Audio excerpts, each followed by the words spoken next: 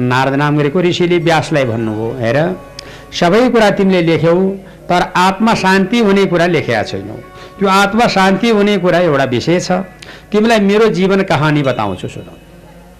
अघि म बेवारिसीको आमाको छोरो, म आमालाई सोध्थेँ मेरो बाबाको नाम के हो भनेर सोद्धाखेरिमा मेरो आमाले बाबाको नाम बताउन सक्नुहुन्न थियो। त्यस्तो बेवारिसी माने बाउको छोरो म। कमसेकम बाबा को हो आमा भन्दाखेरिमा खै को मलाई थाहा छैन, म दासी भन्नुहुन्थ्यो। त्यस्तो बेवारिसी म।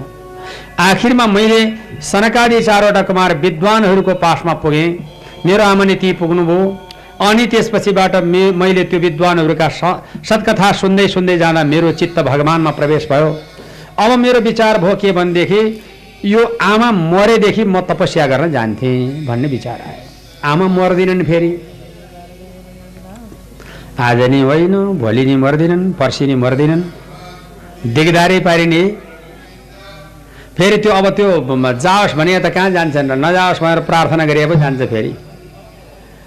यसै कारणबाट बडा दिगदार भयो। आमा मर्दिनन्, आज नि छैनन्, भोलि नि छैन, खैको अस्ति छैन, झन् चिल्ली पो हुँदै आइछन्। ल यो त बर्बादै भयो। फेरि आमा नमरेसम्मका लागि तपस्या गर्न जान नपाउने भए के उपाय गर्ने भन्दा एक दिन साँझको प्रहरमा गाईको दुध दुहेर आमा पाल्नु भएको थियो। त्यही बेलामा आमा सवारी भइरहेको बेलामा बीच बाटोमा सर्पले टोकेर आमालाई मार्यो। अनि म बहुत खुसी भएँ, अच्छा बल्ल रमाइलो भयो। अनि मैले गएर भगवानको भक्तिमा मैले चित्त लगाएँ, अनि तपस्या गरेँ। प्रभुले मलाई उपदेश गरिबक्स्यो, कपुरको बट्टामा कपुर सकिन्छ, गन्ध रहन्छ। तिम्रो पनि दासीय तत्त्व रहिरहने हुनाको कारणले त्यो दास तत्त्व निवारण गर्नका लागि यो शरीर मर भन्ने आवाज।